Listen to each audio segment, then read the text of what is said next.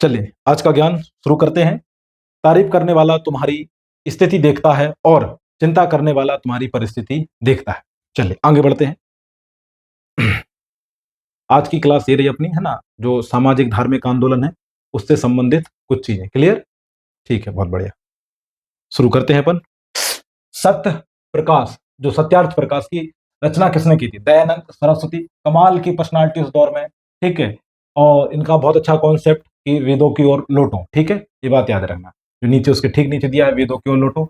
और आज जिस तरीके की व्यवस्था है, जिस तरीके का हम कल्चर जी रहे हैं, जिस तरीके की हमारी दिनचर्या हो गई है, या जो हमारे समाज में कृतियां पैदा हो रही हैं, और धर्म को लेकर खास तौर से जो अंधविश्वास पैदा हुआ है, उनसे बड़ी सलाह है कि वो एक बार कम से कम वेदों को तो पढ़ो, वहां क्या लिखा है।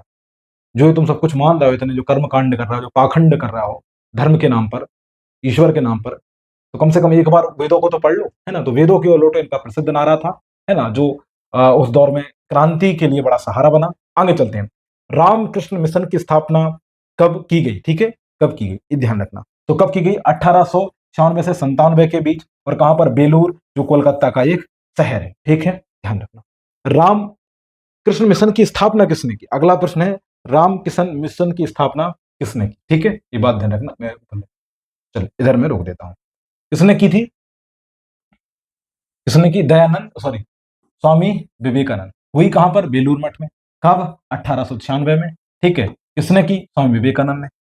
अलीगढ़ आंदोलन किसने चलाया? अलीगढ़ आंदोलन किसने चलाया?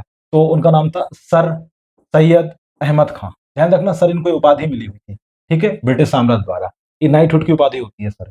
इंग्लैंड आज भी देता है, वहां पर जिसको ये उपाधि दी जाती है उसके नाम के आगे सर लिखा जाता है, ठीक है, ध्यान रखना। तो अलीगढ़ आंदोलन का जो नेतृत्व करता था, नेता कौन था? सैयद अहमद खां, ये बात ध्यान रखना। और अलीगढ़ मुस्लिम यूनिवर्सिटी के संस्थापक भी कौन थे? यही थे, ध्यान रखना, कौन थे? सर सैयद अहमद खां, ये बात याद रखना। आगे बढ़ते हैं।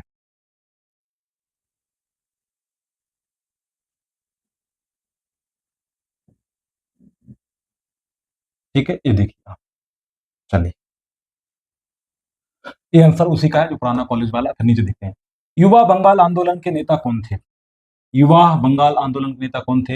हेनरी, ठीक है, विलियम डेरोजियो, ठीक है, ध्यान रखना, विलियम डेरोजियो, ये बात ध्यान रखना। क्लियर है, ये बात ध्यान। सत्य शोधक समाज की स्थापना किसने की? ज्योतिबा फुले। किसने की? ज्योतिबा फुले। कभी इन पर्सनालिटियों के बारे में पढ़ना, कभी जानना कि आपके लिए लड़े, अपना जीवन पूरा खपाया, ठीक है, और आपने इनको क्या दिया बदले, कभी सोचना, ठीक है। जबकि इनके पास दूसरे भी विकल्प थे, ये दूसरे रास्ते अपना सकते थे, अपना सुकून सुकून का जीवन जी सकते थे, ठीक है। अगला, किस धर्म सुधारक की मृत्यु भारत से बाहर हुई? आप जानते हैं, कमाल की पर्सनालिटी, राजा राम मोहन रॉय। इनका तो बहुत ज्यादा नाम चलता है भारत में समाज सुधारकों के, समाज सुधार के लिए। हर महिला को इनको एक बार पढ़ना चाहिए। इन्होंने जो क्रूतियां हैं वो समाप्त करा दी थी। हम तो कभी कभी ये सोचते हैं, वर्तमान में जो दहेज प्रथा चल रही, काश इस पर राजा राम मोहन अंग्रेजों से प्रतिबंध लगवा देते तो आज वो भी लगभग भारत में नहीं होती। लेकिन ऐसा नहीं हो पाया, ठीक है, वो एक अलग बात है, क्योंकि उस समय जो अंग्रेजों ने बंद कर दिया वो कर दिया, उसके बाद शायद ही कि भारत उसको भी रोक पाया हो। अगला, बहावी आंदोलन का मुख्य केंद्र कहाँ था? कहाँ था? पटना। कहाँ था? पटना, ठीक है, पटना। पटना शुरू से ही इतिहास का केंद्र रहा है, चाहे पाटलिपुत्र के नाम रूप में जाना जाता हो या फिर इस तरीके से। भारत में दास प्रथा को अवैध घोषित कब किया गया? 1843 में। कब किया गया? 1843। कौन सी प्रथा को? दास प्रथा को। दास प्रथा को कब किया गया? 1843 में अवैध घोषित कर दिया गया। भारत में अंग्रेजी शिक्षा की व्यवस्था किसके द्वारा की गई? विलियम बेंटिंग के द्वारा, विलियम बेंटिंग के द्वारा। और इसी के साथ मिलकर राजा राम मोहन रॉय ने कुछ समाज सुधार किए थे समाज में। क्लियर है, आगे बढ़ते हैं।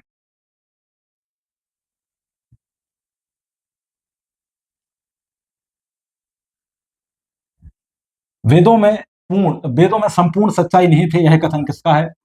स्वाभाविक सी बात है, दयानंद सरस्वती। वह इसके बहुत बड़े पक्षधर थे। महाराष्ट्र का सुकरात किसे कहा जाता है? बहुत बढ़िया प्रश्न है। महाराष्ट्र का सुकरात किसे कहा जाता है, ये आपके सामने प्रश्न है। अगर लाइव क्लास होती तो मैं आपसे क्वेश्चन पूछता भी, क्योंकि रिकॉर्डेड में ये विकल्प मेरे पास होता नहीं है, ठीक है। ऊपर तक ले लेते हैं। चलिए, यहां से ले लेते हैं 1 मिनट। ये बड़ा जमाने में भी एक तो समझना पड़ता है। कौन थे? महादेव गोविंद रानाडे। कौन थे? महादेव गोविंद रानाडे। विवेकानंद किस स्थान पर विश्वधर सम्मेलन में शामिल हुए थे? सब जानते हैं, शिकागो का।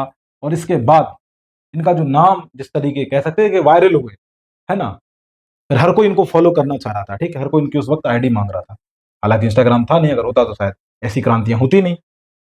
रामकृष्ण मिशन की स्थापना किसने की? स्वामी विवेकानंद। ये रिपीट हुआ है, ठीक है, माफी चाहेंगे। आगे बढ़ते हैं।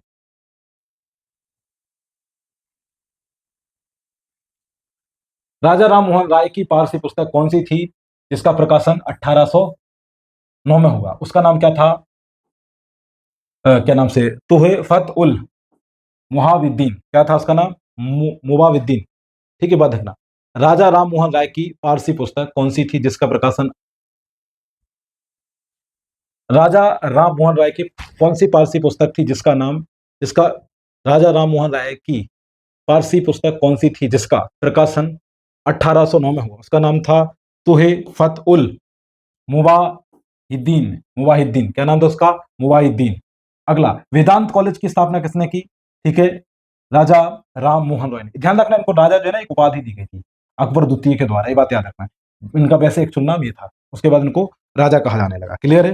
मतलब ऐसा नहीं था कि कोई रियासत के राजा वाजा थे, ऐसा कुछ नहीं था। इनको उपाधि दी गई थी, और ये होती है, और ये अच्छी चीज है कि उनके काम को चलते इनको उपाधि दी गई। ऐसा नहीं कि स्कूल में पैदा हो गए इसलिए इनको राजा कहा जा रहा है।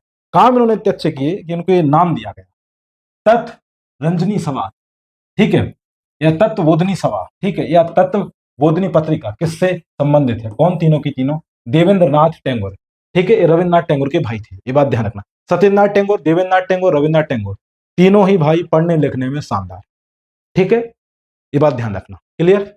तो तत्व रंजनी सभा, तत्वबोधनी सभा, तत्वबोधनी पत्रिका किससे संबंधित थी? सबके सब देवेंद्रनाथ टैगोर से थी।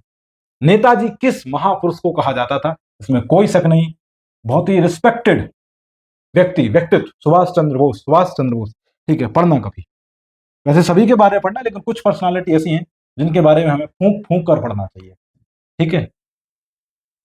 आगे चलते हैं। कूका आंदोलन किसने चलाया? गुरु राम सिंह ने। गुरु राम सिंह ने, ठीक है, पंजाब के क्षेत्र में प्रभावित था। 1956 में कौन सा धार्मिक कानून पारित हुआ? धार्मिक अयोग्यता कानून। धार्मिक अयोग्यता कानून पूछा जाएगा। धार्मिक अयोग्यता कानून किस वर्ष हुआ? तो कब दोगे आप जवाब? 1956 में, ठीक है, ये बात याद रखना। क्लियर है?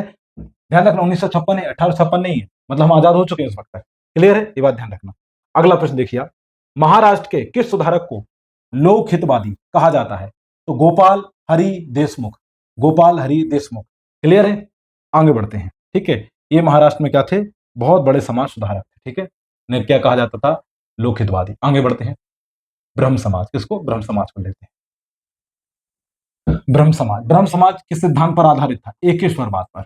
एकेश्वरवाद पर। आप जानते हैं सिद्धांत का मतलब होता है? इनका कहना एक ही है, कि कहना ये कि जो ईश्वर है वो एक है, ईश्वर के कोई अलग अलग रूप नहीं है, ठीक है।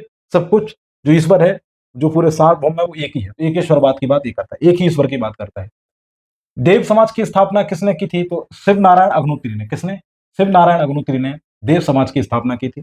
अगला क्वेश्चन, आर्य समाज की स्थापना 1875 में कहां की गई? मुंबई में। कहां की गई? मुंबई में। कहां की गई? मुंबई में। ये बात ध्यान रखना। क्लियर है? आगे बढ़ते हैं। आखिरी प्रश्न इसका, राजा राम मोहन राय की मृत्यु कब हुई थी? कब हुई थी? ठीक है, 1833 में। 1833 में। कहां हो गई थी इनकी मृत्यु जो थी? लंदन में, ठीक है, भारत के बाहर इनकी मृत्यु हुई थी। क्लियर है? मतलब मृत्यु के वक्त इनको अपना जो जमीन है वो, या कहें कि जो सरजमी है वो नसीब नहीं हुई, ठीक है। बहादुर शाह जफर की तरह हुआ इनका भी याद। और ये वहां पर अकबर द्वितीय की बात रखने पहुंचे थे, उसका पक्ष रखने कहाँ गए थे?